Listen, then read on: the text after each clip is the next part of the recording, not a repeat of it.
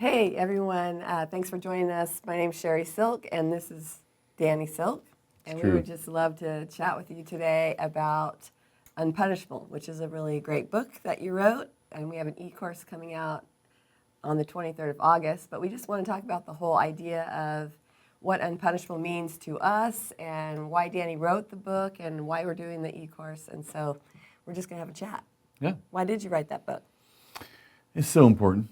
It shows up over and over and over in relationships between human beings. And I think we're talking about how it shows up between just regular old relationships, marriage, families, that sort of thing. Yeah, we're going to explore all that with our team. Mm-hmm. And one of the biggest stories I can remember in our life about the idea of unpunishable personal story for us is the one about Bill just being a stellar human, Bill Johnson, our forever pastor. Mm-hmm. We were new to Bethel, and thank goodness there was no Bethel TV back then. So Danny was the new family life pastor. And My first time ever preaching at Bethel. Big moment.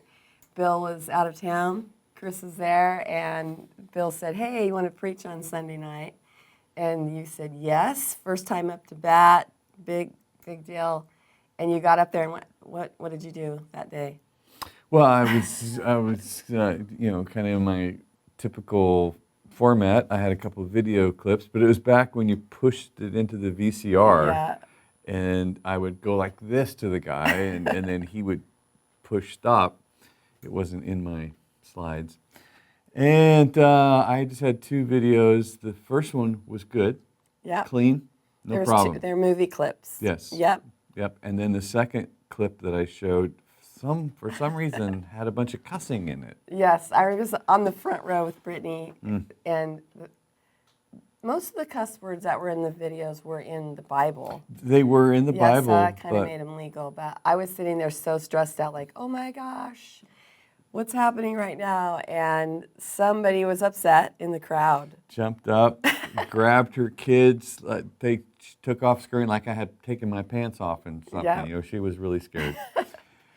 Brittany was just rubbing my back going, it's going to be okay, Mom. It's going to be okay. It's gonna be all right, and then she even actually came back in and talked to Chris for a minute and left. And then you kind of moved on and preached it was a really great message, actually. It was, yeah. And then the next week you came into work and Chris said, you were the talk of the board meeting last night. Sure. And you were like, of course. Trying to be famous. And I ran into Bill Yeah. in the breezeway, and he said, "You want to preach this next Sunday night?"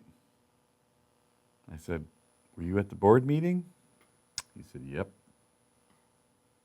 I said, "Yes, thank you." so you got up there the following Sunday and had the opportunity to say, hey, last Sunday, I'm sorry. I'm sorry. I apologize. I showed a couple movie clips, and you were so focused on the message you weren't paying attention to all of the movie clip, I guess. And this little voice from the back of the room, this little boy said, we love you, Pastor Danny. We forgive you. We forgive you. And that whole thing has always stood out to me as this incredible example of in a relationship with somebody how they're, Bill could have easily said, hey, it's not like him, but I'm sure people have lived through their leader or pastor or friend saying, hey, you really blew it. We're going to have to sit you down Yeah. for a while. You're going to have to, you're going to just do some time. You sit on the bench. Yep, you need to be punished at some level. So everybody understands that I don't tolerate stuff like that, and I don't want to in any way partner with cussing. So I want the whole Christian world to know that, and instead he was like, I want to try that again. Let's get back on the horse, Danny. It was a beautiful example of just not punishing someone to get them to change their behavior, because that's I didn't show movie clip for for quite a while after that because I scared myself. But I think this is that paradigm that has to shift especially in the church. That's the thing, is that believers have a very different covenant with our Father than unbelievers, people that are living outside of that covenant, and that we come in through Jesus, through the door, into a brand new practice of interacting with God. And it seems like the church didn't get the memo, and we continue to treat people like it's the same covenant in the house as outside the house. And it's not, because in the house we have a relationship with our Father as children. Outside the house, it's a judge. It's a different relationship. And the way you change that is you come in through the forgiveness of Christ. That has got to be established in the house so that we can have a display of what it looks like to be in a loving family, interacting with each other as brothers and sisters in a relationship with a loving Father.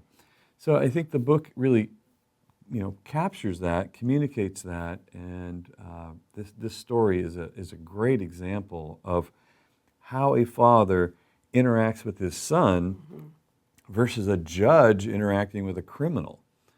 And we again and again find ourselves trying to figure out what to do when someone's repentant, and how to reconcile that, essentially return to the joy in our relationships, and then be restored, function as a whole healthy family, versus I want your confession so that I can feel justified punishing you according to your crimes. Right, and Bill moved toward you. Yeah. He didn't move away from you. He moved in and just set you up for success. And it doesn't mean that when people make a mistake and you apply grace, that there's no consequences. And you're not saying that, everyone should just not all circumstances are such that you should return to what, there are bigger mistakes. Let's talk about marriage.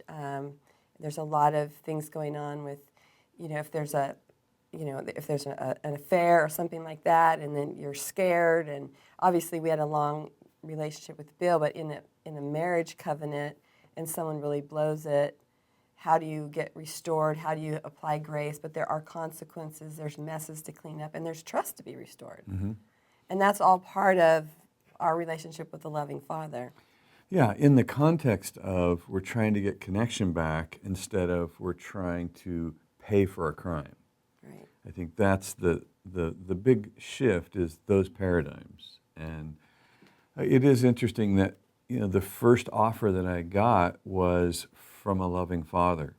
It wasn't, pay your dues. You got to go to jail for a while. Yeah. And I think, our message in Keeping Your Love On and Unpunishable, Culture of Honor, those things have always tried to communicate this. So we're back to getting more focused in the e-course, Unpunishable, but we are still saying Keep Your Love On, Culture of Honor. We're still saying the same things.